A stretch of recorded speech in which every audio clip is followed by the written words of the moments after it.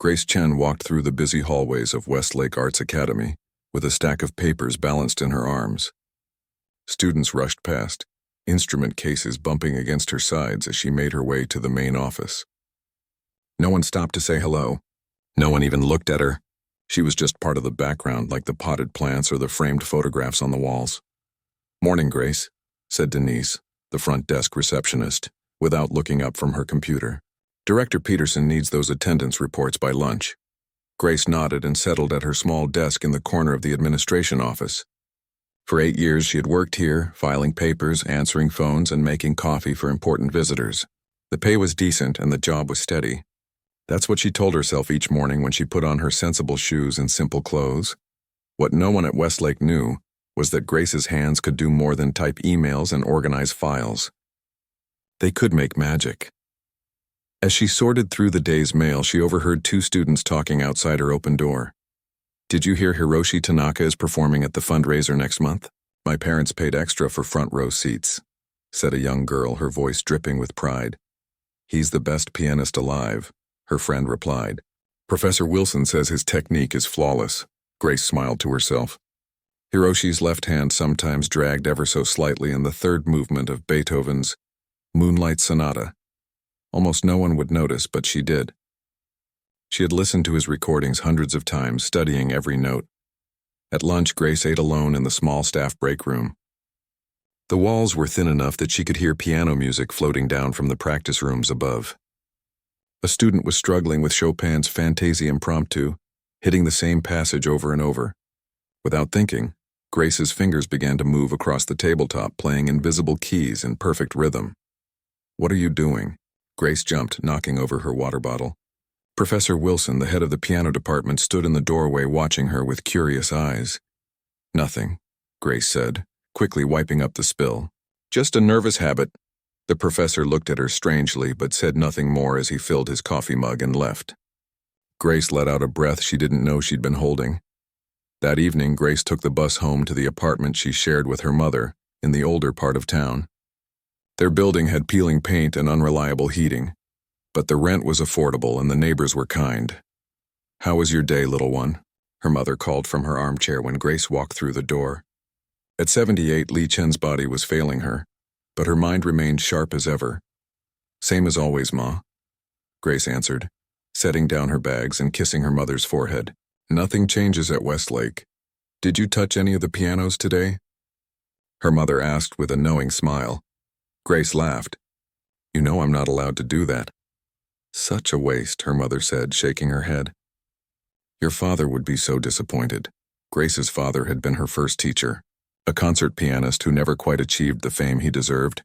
He had recognized his daughter's gift when she was just 4 years old.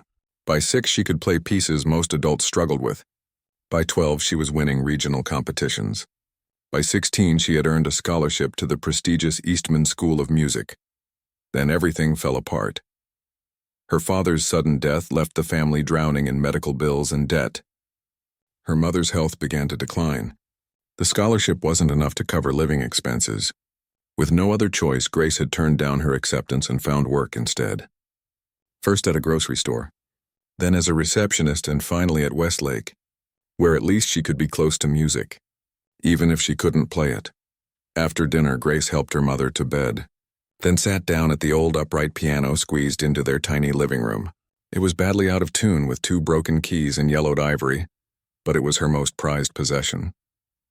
Her father had found it at a yard sale when she was 8, and they had fixed it up together. She placed her fingers on the keys and closed her eyes. The world fell away as she began to play Debussy's Clair de Lune. Her hands moved with a grace and precision that would have shocked her coworkers. This was the real Grace Chen, not the quiet woman who made photocopies and answered phones.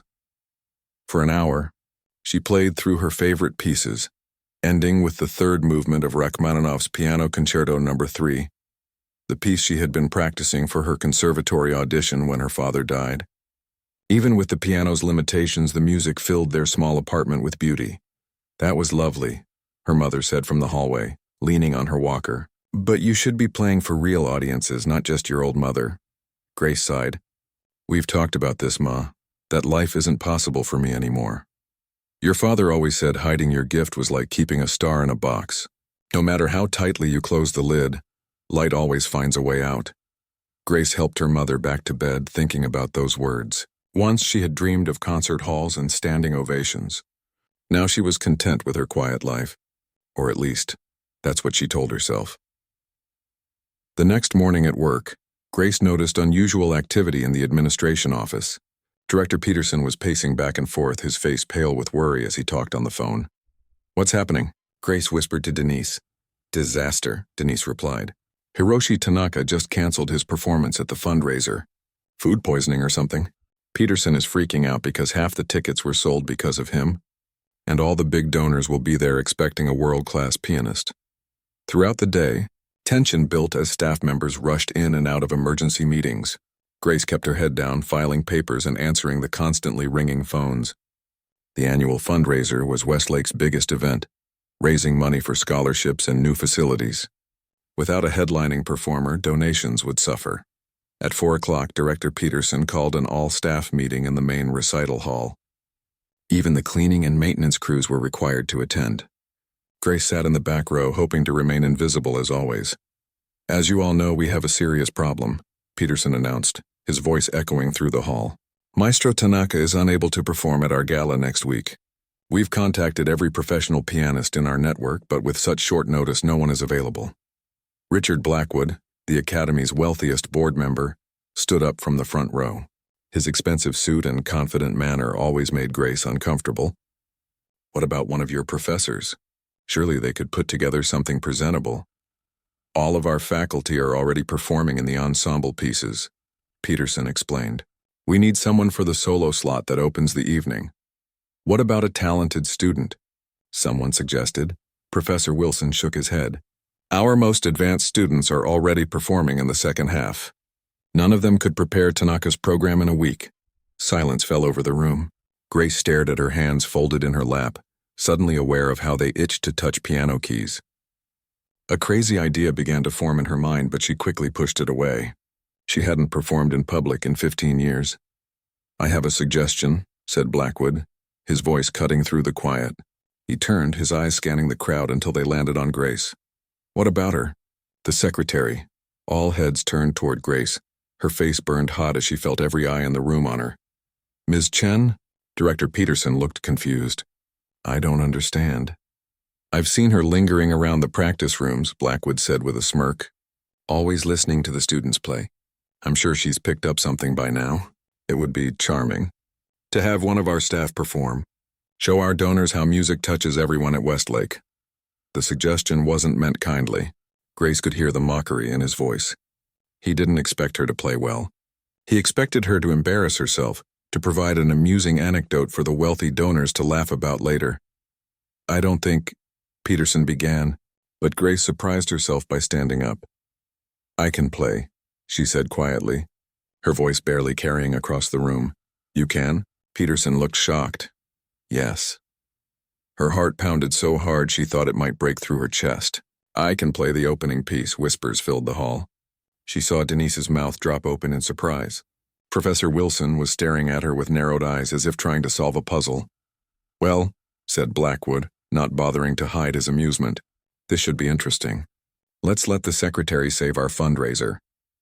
Grace felt dizzy as the meeting ended and people filed out, many giving her curious or pitying looks as they passed. What had she done? After 15 years of hiding her music, why had she spoken up now? Professor Wilson approached her as she gathered her things. "Miss Chen, do you actually play the piano, or were you just trying to help?" Grace looked up at him, suddenly feeling a strange calm replace her panic. "I play," she said simply. "And what piece are you planning to perform?" She thought for a moment, then smiled. Rachmaninoff's Piano Concerto No. 3, First Movement. His eyebrows shot up. "That's one of the most difficult pieces in the repertoire. Perhaps something simpler would be—" "No," Grace said firmly. "That's what I'll play." After 15 years of silence, if she was going to play again, it would be the piece she had once lived and breathed for. As she walked home that evening, Grace felt something she hadn't experienced in a long time. The flutter of excitement, of possibility. Her father's words echoed in her mind. Light always finds a way out. The next morning, Grace arrived at work an hour early. The hallways of Westlake Arts Academy were empty and quiet, giving her the privacy she desperately needed. She made her way to practice room 7, the smallest one at the end of the hall, and gently closed the door behind her. The piano inside was a well-used Yamaha upright, nowhere near the quality of the Steinway Grand she would have to play at the fundraiser, but it would do for now. Grace set down her bag and stood before the instrument, suddenly nervous. It had been 15 years since she had played on anything better than her broken-down piano at home. She sat on the bench, adjusted its height, and placed her hands on the keys. They were trembling slightly. Taking a deep breath, she began with simple scales, just to feel the weight and response of the keys. The piano was in decent tune with a slightly bright tone. After a few minutes of warm-up exercises, she launched into the opening of Rachmaninoff's Piano Concerto No. 3. The first notes came tentatively, then with growing confidence. Her fingers remembered what her mind had tried to forget. By the time she reached the main theme, she was completely absorbed in the music, unaware of anything else around her. "So it's true," a voice said from behind her. Grace jumped and spun around. Professor Wilson stood in the doorway, coffee cup in hand, looking at her with wide eyes. "I'm sorry," she stammered, standing quickly. "I know staff aren't supposed to use the practice rooms. He held up a hand to stop her. "Play the passage again. The one you just finished." Grace hesitated, then sat back down. She played the section again, the complex series of arpeggios and chords flowing from her fingers. "Where did you study?" Wilson asked when she finished. "I didn't, not formally." Grace looked down at the keys. "My father taught me until I was 16. Then he died." Wilson moved further into the room, his face serious. "Ms. Chen, that piece is considered one of the most technically challenging in the classical repertoire. Professional pianists spend months preparing it. You have 1 week. I know the piece," she said quietly. "I've known it for years." He studied her for a long moment. "Use this room whenever you want. I'll make sure no one bothers you." Before she could thank him, he was gone, closing the door softly behind him. For the rest of the day, Grace tried to focus on her work, but her mind kept returning to the piano and the enormous task ahead. During her lunch break, she called her mother. "You did what?" her mother exclaimed when Grace told her about volunteering to play at the fundraiser. "I know it sounds crazy," Grace replied, pacing in the empty break room. "But when that board member called me out, something just snapped. I couldn't let him think I was nothing." "Your father would be dancing right now," her mother said, and Grace could hear the smile in her voice. "But honey, are you sure you're ready? That Rachmaninoff piece? It's been so long. That's why I need to ask you something, Ma. The fundraiser is next Saturday night. I need to practice every evening this week." "You're worried about leaving me alone," her mother finished for her. "Mrs. Liu next door said she could check on you." "But stop right there," her mother interrupted firmly. "I raised you to share your gift, not hide it. I can manage just fine for a few evenings. Now go show those fancy people what real talent looks like." With her mother's blessing, Grace established a new routine. Work during the day, a quick dinner at home, then back to Westlake to practice until late in the evening. Professor Wilson arranged for her to have access to the building after hours, and even lent her his key to the main recital hall, so she could practice on the Steinway she would use for the performance. On Wednesday evening, Grace was completely absorbed in a particularly challenging passage when she sensed someone watching her. She looked up to find a young girl, maybe 12 or 13, standing at the edge of the stage. "I'm sorry," the girl said, clutching a music folder to her chest. "I didn't mean to interrupt." "That was beautiful," Grace smiled. "Thank you. Are you supposed to be here this late?" "My mom's at a parent-teacher meeting with Professor Lee. I was waiting in the lobby, but then I heard you playing." The girl took a few steps closer. "Is that Rachmaninoff? Piano Concerto No. 3. You know it?" Grace was impressed. The girl nodded eagerly. "It's my dream piece. I'm working on his prelude in C-sharp minor now, but my teacher says I won't be ready for the concerto for years." She looked at Grace with curious eyes. "Are you new? I haven't seen you perform with the faculty before." "I'm not a teacher," Grace admitted. "I work in the office." "But you play like—" The girl searched for the right words. "Like the music is part of you." Something warm bloomed in Grace's chest at the simple compliment. "What's your name?" "Lily," the girl answered. "Well, Lily, would you like to sit and listen for a while? I could use an audience." The girl's face lit up as she nodded and scrambled to sit in the front row. For the next 20 minutes, Grace played while Lily watched, completely captivated. When Lily's mother finally came looking for her, the girl made her promise to attend the fundraiser on Saturday. "You'll be the best one there," Lily whispered confidently before leaving.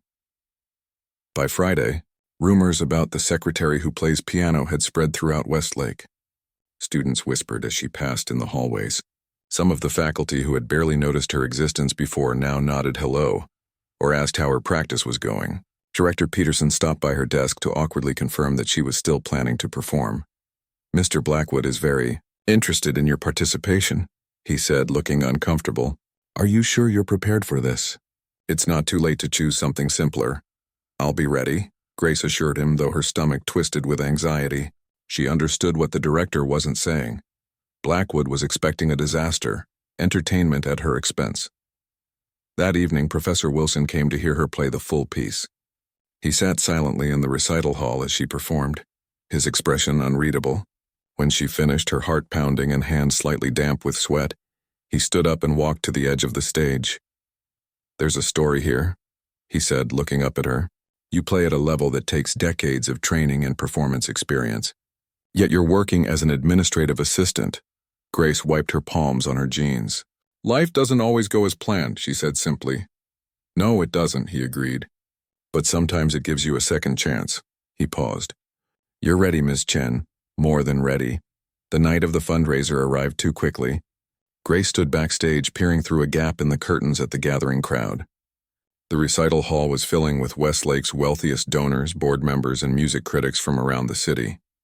Women in elegant dresses and men in tuxedos mingled and laughed, champagne glasses glinting under the chandeliers. "Are you nervous?" Grace turned to find Denise from the front office, nearly unrecognizable in a formal gown instead of her usual casual office wear. "Terrified," Grace admitted. "I've been working with you for 3 years, and I had no idea you could play." Denise shook her head in disbelief. "Why keep it secret?" Grace smoothed down the simple black dress she had borrowed from her neighbor. It was a little loose on her slender frame, but it was the best she could do on short notice. "Sometimes it's easier to let people see only part of who you are," she said softly. Denise squeezed her arm supportively. "Well, we're all about to see a whole lot more. Blackwood is out there, by the way, telling everyone how he discovered you." Grace's jaw tightened. "Of course he is." Director Peterson appeared, looking harried. 5 minutes, Miss Chen. Are you ready?" She nodded, though her heart was racing so fast she felt lightheaded. "Remember," Peterson said anxiously, "if you feel overwhelmed, you can stop after the first movement. No one is expecting a full performance." No one was expecting much of anything from her, Grace knew. That was about to change. As Peterson went to take the stage and introduce her, Grace closed her eyes and thought of her father. She remembered his hands covering hers on the keys when she was small, teaching her to feel the music rather than just play it. She thought of her mother sitting alone in their apartment tonight, probably saying a prayer for her. She thought of Lily's confident face. "You'll be the best one there." And now, to open our evening, one of Westlake's own staff members has graciously volunteered to perform. Peterson's voice carried from the stage. "Please welcome Grace Chen." The polite applause that greeted her as she walked to the Steinway was tepid at best. She caught sight of Blackwood in the front row, smirking as he whispered something to the woman beside him. A few rows back, she spotted Lily waving excitedly. Professor Wilson stood at the back of the hall, arms crossed, watching intently. Grace sat at the piano, adjusted the bench, and placed her hands on the keys. The hall fell silent, expectant. She took a deep breath, and then she began to play. The opening notes of Rachmaninoff's Piano Concerto No. 3 filled the hall. Within seconds, she could sense the shift in the audience's attention. The murmuring stopped. People who had been checking their phones or scanning the program suddenly looked up. By the time she reached the main theme with its rich, rising melody and complex harmonies, the hall was completely still. Grace closed her eyes, letting her fingers find their way. The years fell away. She wasn't in a borrowed dress in front of Westlake's elite. She was 16 again, playing for her father in their living room, reaching for something beyond herself. The piece built in intensity, demanding everything she had. Her hands flew across the keys, drawing sounds from the Steinway that made it seem alive. When she reached the cadenza, That breathtaking solo section where the piano stands alone, challenging and magnificent. She poured 15 years of silence into every note. She didn't see Blackwood's smirk fade into shock. She didn't notice Director Peterson gripping the edge of his seat. She didn't see the tears in Professor Wilson's eyes or the critics frantically taking notes. She was entirely within the music, free in a way she hadn't been since her father died. As she played the final triumphant chords, Grace felt something break open inside her, a door long closed, suddenly flung wide. The final notes hung in the air for what seemed like forever. Grace's hands remained suspended over the keys, her breath caught in her chest. For a moment, the entire hall was frozen in silence. Then it erupted. The applause started like a thunderclap and grew into a storm. People rose to their feet, clapping wildly, some wiping tears from their eyes. Grace blinked, momentarily confused by the reaction. She had been so lost in the music that she'd almost forgotten she had an audience. She stood shakily, her legs weak beneath her borrowed dress. Director Peterson rushed onto the stage, his face a mixture of shock and delight. He grabbed her hand and raised it like she was a boxing champion. "Grace Chen, everyone," he announced unnecessarily over the continuing applause. "Our very own Grace Chen." In the front row, Richard Blackwood remained seated, his face pale with disbelief. He looked like someone had just told him the earth was flat. Next to him, an older woman in an expensive blue dress was dabbing at her eyes with a handkerchief. Grace spotted Lily jumping up and down in her seat, her mother trying in vain to calm her. Professor Wilson stood at the back of the hall, a satisfied smile on his normally stern face. Denise from the front office was cheering loudly, drawing annoyed glances from some of the more reserved patrons. As Peterson led her off stage, Grace felt like she was floating. Her hands were trembling now, coming down from the intensity of the performance. "My God," Peterson whispered as soon as they were behind the curtain. "Where on earth did that come from? You played like someone who spent their childhood preparing to be a concert pianist," Professor Wilson finished, appearing beside them. "Not like a secretary at all, wouldn't you say, Director?" Peterson had the decency to look embarrassed. "Absolutely extraordinary, Ms. Chen. Would you consider playing the second half as well? The audience would be thrilled." Grace shook her head, suddenly exhausted. One movement was enough for tonight. The thought of going back out there, of facing all those people again, was overwhelming. She had done what she came to do. Of course, Peterson agreed quickly. "But we must talk tomorrow about everything." As Peterson hurried off to manage the rest of the evening's program, Wilson handed Grace a bottle of water. "Drink," he commanded. "Your hands are shaking." She took a grateful sip. "Did I really do okay?" He looked at her with a mixture of amusement and disbelief. "Okay? Ms. Chen, there are professional pianists who would sacrifice a finger to play Rachmaninoff like that." A small crowd had gathered backstage, other performers waiting for their turn, staff members who had snuck in to see what all the commotion was about. They were watching her with curious, admiring eyes. Grace wasn't used to being the center of attention. "I should go," she said, suddenly feeling claustrophobic. "My mother will be waiting to hear how it went." Wilson nodded. "I'll walk you out. There are some people who will want to talk to you, and I don't think you're ready for that just yet." He led her through a back hallway, avoiding the lobby where the audience was mingling during intermission. As they reached the side exit, he turned to her. "Tomorrow, when you've had time to process this, we should talk about your future." "My future?" Grace repeated, confused. "Yes, your future," he said firmly. "What happened tonight changes things." Outside, the cool night air helped clear Grace's head. She took a taxi home instead of the bus, a rare splurge that felt appropriate for the occasion. When she opened the apartment door, she found her mother still awake, sitting in her armchair with an expectant look. "Well?" Leechin demanded as soon as Grace walked in. "Tell me everything." Grace sank onto the couch, kicked off her uncomfortable borrowed shoes, and told her mother the whole story. How terrified she'd been, how the music had taken over, and the shocking reaction of the audience. "The director wants to talk to me tomorrow," she finished. "Professor Wilson mentioned something about my future." Her mother's eyes glowed with pride. "Your father always said this day would come, that sooner or later you would find your way back to music." "I'm not sure what's happening, Ma," Grace admitted. "It was just one performance." "Sometimes one moment is all it takes to change a life," her mother said wisely. "Now help this old woman to bed. Tomorrow will be a big day." Grace slept poorly that night, her mind replaying the performance over and over. By morning, she half wondered if she had dreamed the whole thing. She dressed for work as usual, choosing her standard outfit of dark pants and a simple blouse. Walking into Westlake that morning was like entering an alternate reality. The security guard, who had barely nodded at her for years, gave her a thumbs up as she passed. In the hallway, a group of students fell silent as she approached, then burst into excited whispers after she passed. "There she is," Denise squealed when Grace entered the main office. "Our secret genius." Other staff members gathered around, asking questions all at once. How long had she been playing? Where did she study? Why hadn't she told anyone? Grace was saved by Director Peterson's assistant, who appeared at her desk. "The director would like to see you immediately, Ms. Chen." In Peterson's office, Grace found not just the director but also Professor Wilson and, surprisingly, Richard Blackwood. The board member stood stiffly by the window, looking uncomfortable. "Ms. Chen," Peterson began warmly, "please sit down. We've been having a very interesting discussion about you this morning." Grace sat cautiously, feeling like she was being called to the principal's office. "First," Peterson continued, "I must apologize for how your talent was discovered. It was not our finest moment as an institution." He glanced meaningfully at Blackwood. The board member cleared his throat. "Yes, well, I also owe you an apology, Ms. Chen.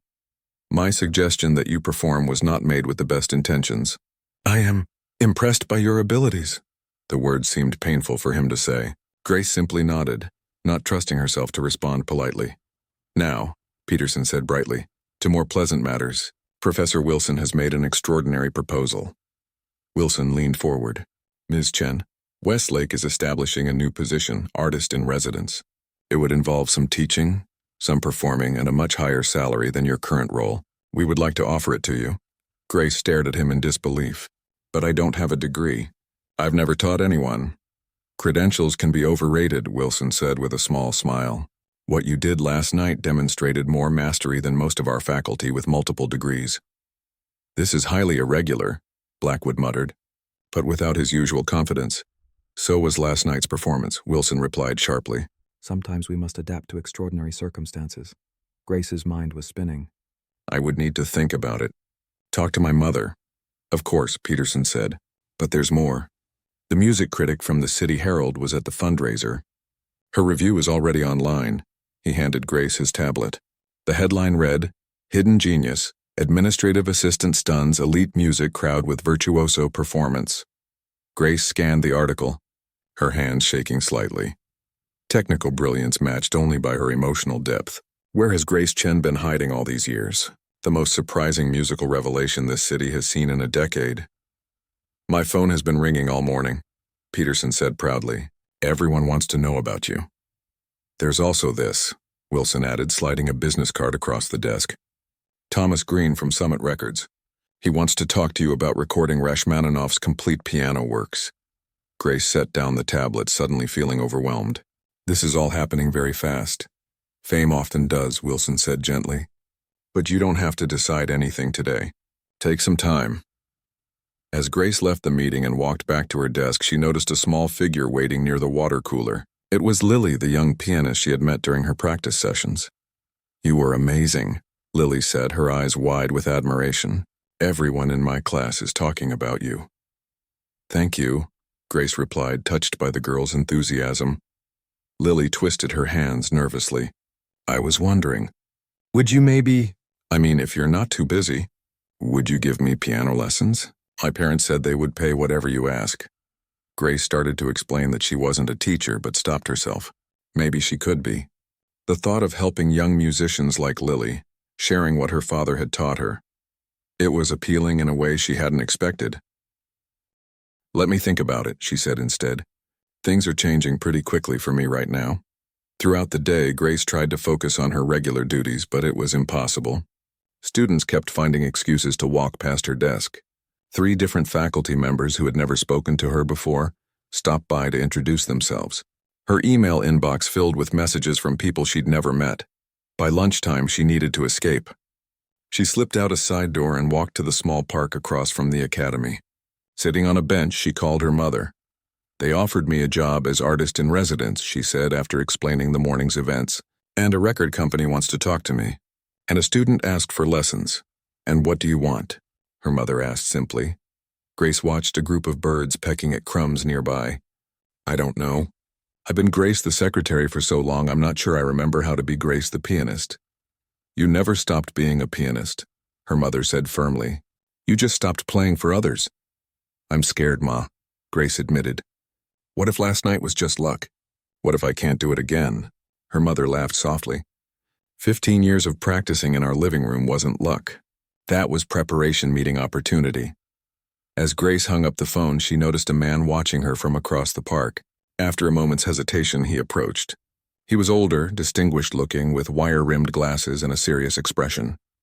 Ms. Chen, I'm Thomas Green from Summit Records. I was hoping to speak with you. Grace took a deep breath. Her old life as an anonymous administrative assistant was slipping away with each passing hour. Whatever came next would be different, challenging, and perhaps exactly what she had been waiting for all these years. Yes, she said, standing to shake his hand. I think it's time we talked. 3 months passed like a whirlwind. Grace sat at a gleaming black Steinway in the recording studio, her fingers dancing across the keys as she played the final notes of Rachmaninoff's Prelude in G minor. When she finished, she looked up at the glass booth where Thomas Green from Summit Records gave her a thumbs up. Beautiful. Grace, I think we've got it. His voice came through her headphones. Let's take a break. She nodded and flexed her fingers. They were tired but not painful, a good sign. She'd been recording pieces for her debut album for 6 hours already today. In the small break room, Thomas handed her a cup of tea. Only 3 more pieces and we're done with the whole album. You're making record time, Grace smiled. I've had 15 years to practice these pieces in my head. Well, it shows. The engineers are amazed we're getting so many first-take recordings. Thomas checked his watch. Your interview with classical music today is in an hour. Are you ready? Grace's stomach tightened. The playing part of her new life was easy. It was the public part she still struggled with. As ready as I'll ever be. Just be yourself, Thomas advised. Your story sells itself. The secretary who stunned the music world. Grace sipped her tea, thinking about how quickly life could change. After meeting Thomas in the park that day, things had moved at lightning speed. She had resigned from her administrative position at Westlake and accepted the artist-in-residence role, working just 2 days a week. The rest of her time was split between recording her album and giving private lessons to 4 students, including Lily. The biggest change had come 3 weeks ago, when she and her mother moved into a new apartment. It wasn't fancy, but it had 2 bedrooms, an elevator for her mother's convenience, and best of all, space for a baby grand piano that Summit Records had provided as part of her contract. Oh, I almost forgot, Thomas said, interrupting her thoughts. Good news from the marketing team. Your YouTube video just hit 1 million views. Grace blinked in surprise. Someone had recorded her performance at the Westlake fundraiser on their phone, and the video had gone viral in classical music circles. 1 million people have watched me play? Thomas grinned. And that's just the beginning. Wait until the album drops next month. After the interview, where Grace awkwardly but honestly answered questions about her unusual path, Thomas drove her home. As they pulled up to her new building, she saw Professor Wilson waiting outside. I'll see you tomorrow for the final recording session, Thomas said as she got out. 7 sharp. Wilson greeted her with a nod. How was the studio today? Tiring but good, Grace replied. They walked together into the building. What brings you here? 2 things, he said as they rode the elevator up. First, I wanted to check if you're still able to play at next week's faculty showcase. Of course. I've been practicing the Chopin. Excellent. And second, he hesitated as they reached her door. I have news about an opportunity. But perhaps we should discuss it inside? In the apartment, Grace's mother was watching a Chinese drama on TV. She brightened when she saw Wilson. Professor. Just in time for dinner. I made too much soup again. I'd be honored, Mrs. Chen, Wilson replied with a small bow that made her mother beam with approval. Over bowls of fragrant fish soup, Wilson explained his news. The Seattle Symphony has a last-minute opening in their spring schedule. Their guest soloist canceled due to health issues. They need someone to perform Rachmaninoff's Piano Concerto No. 3. Grace nearly choked on her soup. With a full orchestra. In Seattle? Wilson nodded. The symphony director saw your video. He called me personally since I'm listed as your teacher on the Westlake website. But you're not my teacher, Grace pointed out. Wilson shrugged. A technicality. The point is, they want you. It would be your professional orchestral debut. When is it? Grace's mother asked, already looking excited. 6 weeks from now. Grace set down her spoon, her mind racing. Playing with a full professional orchestra was different from recording alone in a studio or performing at a school fundraiser. It was the real test of a concert pianist. I don't know if I'm ready for that, she said quietly. You are, Wilson said with complete confidence. But there's something else you should consider. Richard Blackwood is on the board of the Seattle Symphony. Grace's expression darkened. Although Blackwood had apologized after her performance, she hadn't forgotten how he'd mocked her. That's not exactly a selling point. Perhaps not, Wilson agreed.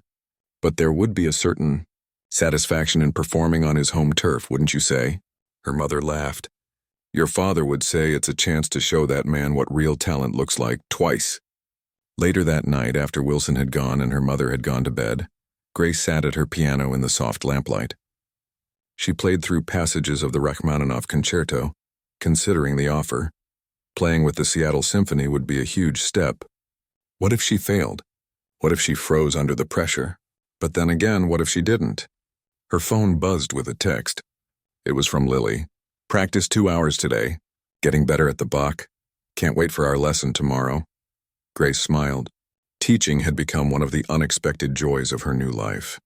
Seeing Lily's progress reminded her of herself at that age, discovering the magic of making music.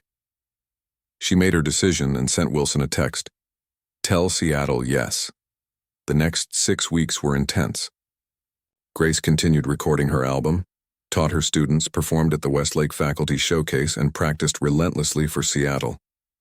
Her days started at 5 in the morning and often ended past midnight. You're pushing yourself too hard, her mother worried one evening as Grace massaged her tired hands. I have to be ready, Grace replied. This isn't just about me anymore. What do you mean? Grace thought about Lily and her other students. About the young woman who had approached her after the faculty showcase and said, I almost quit playing last year, but seeing your video made me keep going. About the emails she received from people who had seen her, performance online and found inspiration in her story. I think I'm becoming a symbol for people, she said slowly. Proof that it's never too late to follow your passion. The night before she left for Seattle, Grace couldn't sleep. She tiptoed to the piano, careful not to wake her mother, and began to play softly. Not Rachmaninoff this time, but a simple melody her father had taught her when she was 6. That was always my favorite, her mother said, appearing in the doorway in her robe. I thought you were asleep, Grace said guiltily. Her mother came to sit beside her on the bench. Do you remember what your father used to say before your competitions? Grace nodded. Play for yourself first, the audience second, and the judges last. Wise words, her mother said, patting her hand. In Seattle, play for yourself first. The rest will follow. The Seattle Symphony Hall was grander than any venue Grace had ever performed in. During rehearsal, she felt small beneath the soaring ceiling and rows of empty seats that would soon hold over 2,000 people. The conductor, a kind but demanding man named David, worked closely with her to perfect the timing between the orchestra and piano. You play with unusual freedom, he observed. Most soloists are more predictable. Is that bad? Grace asked worriedly. Not at all, he assured her. It makes the piece feel alive. Just give me clear signals before your tempo changes so I can bring the orchestra with you. After rehearsal, Grace was shown to a small dressing room with her name on the door, a sight that still seemed surreal. Inside, she found a bouquet of flowers with a card from Thomas and the team at Summit Records. As she was warming up, there was a knock at her door. A stage assistant peeked in. Miss Chen? There's someone here to see you. A young girl. She's quite insistent. To Grace's surprise, Lily stood in the hallway along with her mother and Professor Wilson. What are you doing here? Grace exclaimed. We came to support you, Lily said, bouncing with excitement. Professor Wilson got us tickets, and Mom said we could miss school for something this important. We flew in this morning, Wilson explained. Your mother wanted to come too, but decided the trip would be too tiring. She's watching via live stream, Lily added. The whole school is having a viewing party in the recital hall. The knowledge that so many people were watching should have made Grace more nervous, but somehow it had the opposite effect. She wasn't alone on this journey. When it was time, Grace walked onto the stage in a simple black gown, purchased new for this occasion, not borrowed this time. The applause was polite but reserved. Most of the audience didn't know who she was yet. In the front row of the center section, she spotted Richard Blackwood sitting with other board members. He looked surprised to see her, clearly not having checked the program in advance. As the orchestra played the opening bars of Rachmaninoff's Piano Concerto No. 3, Grace took a deep breath and remembered her father's words, "Play for yourself first." Her fingers touched the keys, and once again, the world fell away. But this time was different from the Westlake fundraiser. She wasn't playing to prove anything to anyone. She was playing because this was who she had always been, a pianist whose voice had been silenced too long. The first movement flowed into the second, then the third. The orchestra responded to her every nuance, creating a conversation between piano and instruments that felt like flying. When she launched into the final movement's triumphant theme, she sensed the audience leaning forward in their seats. The last chords thundered through the hall. For a split second, complete silence followed. Then the audience erupted. The standing ovation seemed to shake the very foundations of the hall. The conductor was beaming as he helped her up for a bow. The orchestra members were tapping their bows against their instruments, a musician's highest form of approval. And in the front row, Richard Blackwood stood with a look of complete astonishment, applauding despite himself. As Grace took her third bow, she saw Lily jumping up and down in her seat, Professor Wilson nodding with quiet pride beside her. Somewhere back in her hometown, her mother would be watching with tears in her eyes. After 15 years of silence, Grace Chen had found her voice again. And this time, the whole world was listening. 1 year later, Grace sat in a sunlit corner of her new home, reading emails on her laptop. Outside the window, spring had painted the small garden with bursts of color, tulips, daffodils, and cherry blossoms swaying in the gentle breeze. The house wasn't large, but it was entirely hers, with a dedicated music room that housed her beloved Steinway grand piano. "More fan mail?" her mother asked, bringing in 2 cups of tea and setting them on the coffee table. Li Chen moved more slowly these days, but insisted on keeping up with small household tasks. "A student from Beijing," Grace replied, smiling at the screen. "She says my story inspired her to return to piano after quitting for 5 years. Her mother nodded with satisfaction. "That makes 17 this month. You should keep count." "I do," Grace said softly. In a special folder on her computer, she saved every message from people who said her journey had touched them somehow. The collection had grown to hundreds. It had been an extraordinary year since her debut with the Seattle Symphony. The performance had received standing ovations and glowing reviews. One critic called it the most authentic interpretation of Rachmaninoff this century, while another described Grace as a hidden treasure finally unearthed. Her album, simply titled Grace, had sold remarkably well for a classical release, especially after a documentary filmmaker created a short piece about her unusual path to professional music. The 15-minute film, The Secretary Who Stunned the Music World, had gone viral online, bringing her story to people who might never otherwise listen to classical piano. Thomas Green had negotiated a second album deal and a limited international tour. Grace had performed in 12 cities across the country and had just returned from concerts in London, Paris, and Tokyo. She still found it hard to believe that people bought tickets just to hear her play. "Don't forget, you need to leave by 2 for your master class," her mother reminded her, sipping her tea. Grace nodded. Her schedule that day included teaching a master class at Westlake, followed by dinner with Professor Wilson to discuss the scholarship program they were developing. The Grace Chen Opportunity Fund had been her one condition when signing the second album contract. She wanted a portion of the proceeds to help talented young musicians who couldn't afford proper training. The program had already provided full scholarships for 3 promising students, including a young boy from her old neighborhood. "I saw that Blackwood man on TV yesterday," her mother said casually. "Talking about discovering you of all things." Grace laughed. Richard Blackwood had indeed become one of her most vocal supporters, conveniently forgetting that he had initially invited her to perform as a joke. After her Seattle triumph, he had approached her at the reception, offering connections and opportunities.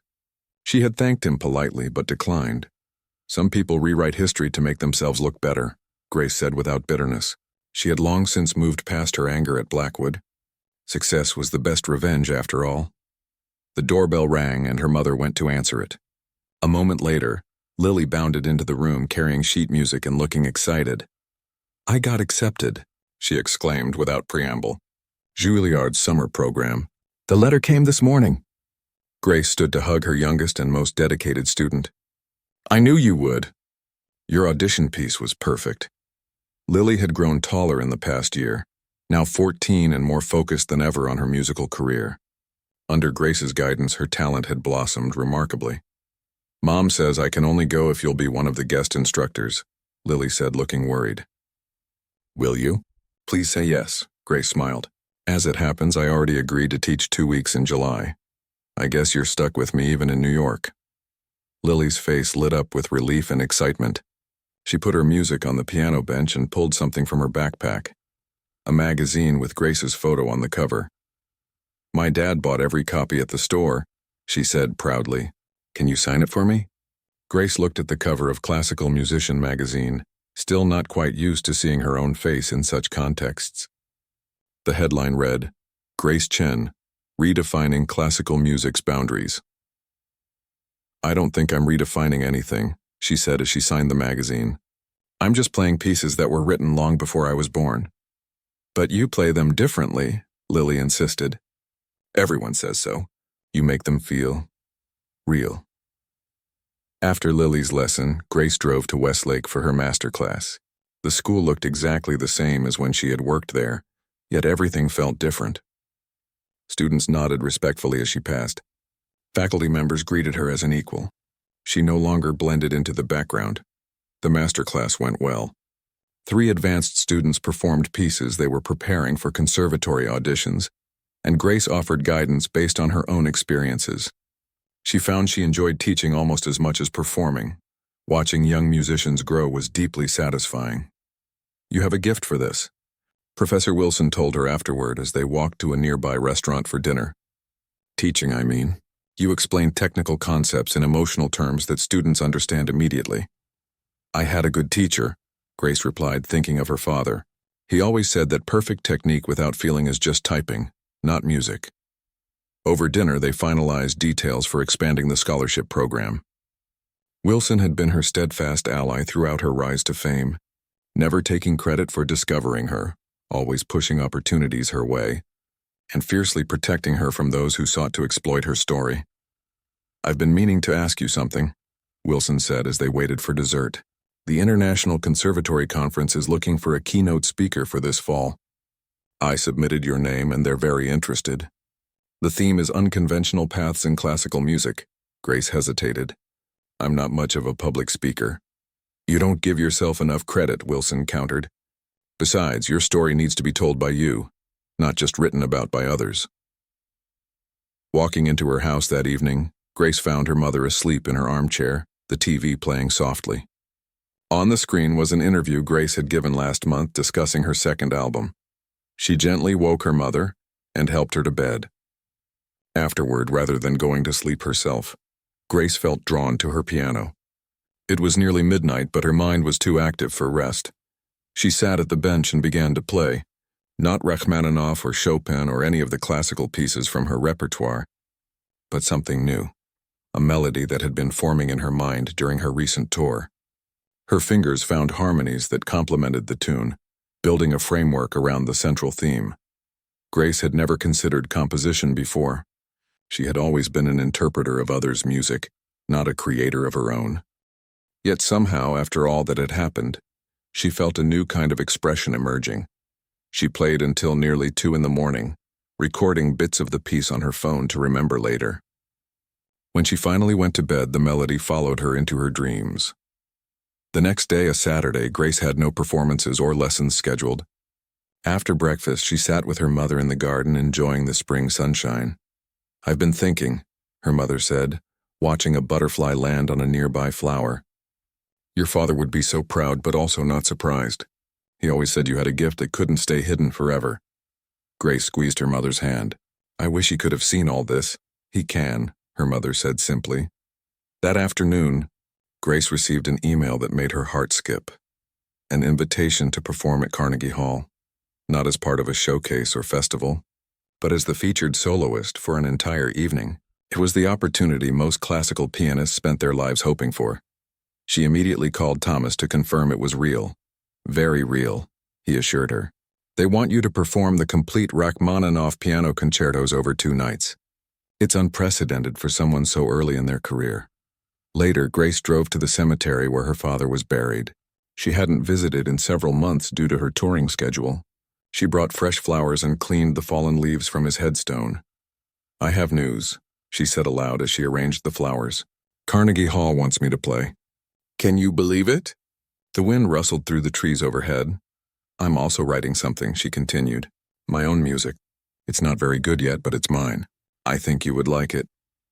As she drove home, Grace thought about the strange path her life had taken, from a childhood of promise to years of quiet obscurity. Then a sudden return to the world of music in the most public way possible. None of it had been planned. None of it made logical sense, yet somehow it all felt right. The years of playing only for herself and her mother had given her music a depth that connected with audiences in a powerful way. The time spent in the background had taught her to observe, to listen, to understand people's emotions. Even working as a secretary, a job she had sometimes resented, had given her an appreciation for ordinary life that kept her grounded amid growing fame. Back home, Grace found Lily waiting on her doorstep with a determined expression. I need your help, the girl announced. I'm writing a paper for school about someone who inspires me, and I chose you. I need to interview you about your life, Grace laughed.